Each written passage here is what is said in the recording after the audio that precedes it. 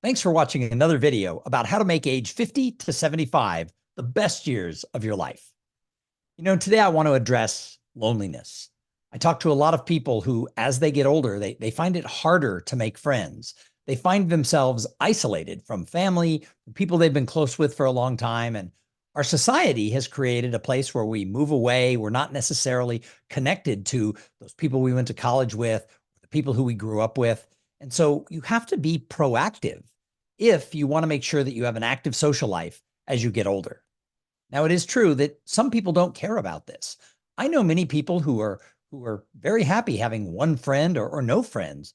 They're introverted. They're very happy with a very small circle of people who they have to interact with. Now, other people are very extroverted and they need to be out there, but most people probably fall in the middle. But if you're watching this video, you've probably said to yourself, I wish I had more people around me. So I'm going to give you 3 tips of how you can have a better social life as you get older. Because let's face it, it was easier to make friends when we were younger. Think about it. Back in high school, you were changing classes every hour, so you were seated with different people. You were belonging to sports teams or social clubs or other volunteer things that you were doing or hobbies you were involved with. So you were constantly interacting with people. And some of those people you might have made friendships with. Then you go to college and all the freshmen live in the dorms together and you join a fraternity or a sorority or some other type of social organization or, just whoever you're going on spring break with. Those are the people you're sharing experiences with. And we build relationships as human beings through shared time together. So it's so important that you're interacting with people. Then you get out of college and all the young professionals hang out together. Maybe you get married and all the newly married couples form friendships. Then if you have children, you're hanging out with all of their friends' parents. So all the time they're in school, you're constantly meeting new people. And some of those people became your social structure, your friends. However, after 50, it's harder to meet new people. Many people have settled into the routines they're in. Sometimes the people who've been your friends either move away or you drift apart. Let's face it, I had one friend who she just dropped us all together and vanished. And it was like, I never did understand why. She blames it all on me, but whatever. But I'm not going to resurrect that friendship because they're gone. So it's okay. It's cool. I wish them well.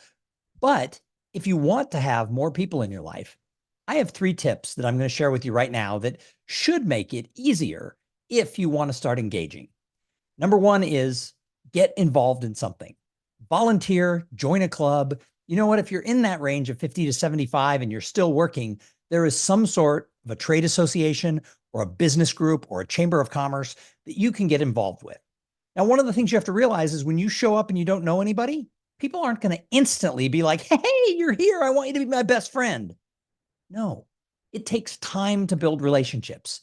Meeting someone once does not make them someone who is part of your network. It doesn't make them a friend. Meeting someone once makes them someone you've met once. And there's a big difference between someone you've met once and someone who you've established a mutually beneficial and long-term relationship with. So you can't just show up at a group once.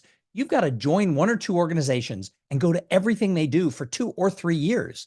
That's where the payoff's going to come. So often people tell me, well, I got involved with whatever group they found.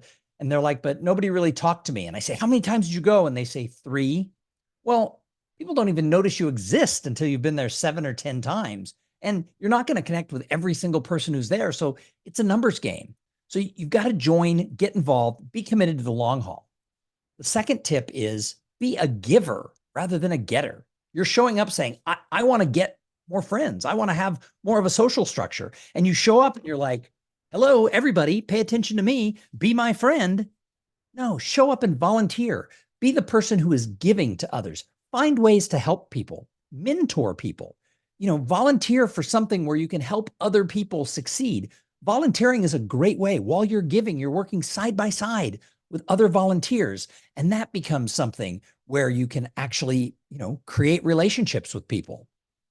And the third tip is find a new hobby. One of the things I did when I was 52 years old is I took up stand-up comedy.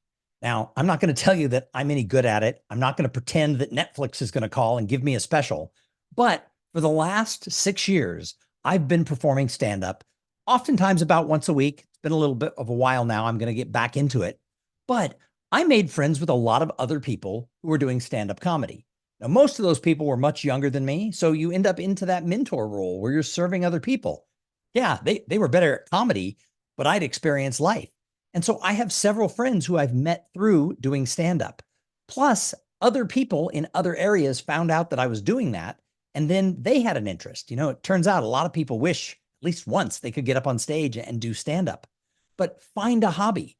I know other people who have taken up some sort of dance or they've learned to play the guitar. And in doing these things, they've gotten themselves around other people who are pursuing the same type of hobby. So make sure that don't just sit at home. Find a way to go do something fun that interests you. And along the way, you're going to get around other people. Because as I said, the way we build friendships as human beings is through shared experiences. So go get out there and volunteer and get involved. Be active in your community and pursue hobbies. And if you do all of those things, you're going to find yourself less lonely over time in most cases. Now, if you're really struggling with loneliness, it's okay to go and talk to somebody. I find that a lot of people our age are a little bit pulled back around the idea of going to a therapist, especially if it's not like an emergency, if they're not in some sort of a spiral. But if you're struggling with loneliness, go and talk to a professional. Oftentimes, you'll find that you're more fortunate than you think. You have more people in your world than you think. And letting someone on the outside help guide you through this can be really important. Don't be scared of therapy. Anyway, I'm trying to put out videos on different ways that we can make age 50 to 75 the best years of your life. And I love working with people who are really looking to embrace the second half of their life. Little side note, somebody said to me the other day, what about age 75 to 100? I'll tell you what, I'll cross that bridge when I get to it. Right now, I've still got a long way to go until I reach 75. And there's a lot of things I need to do to make sure that this is the best 25 years of my time here on the planet. Thanks for watching.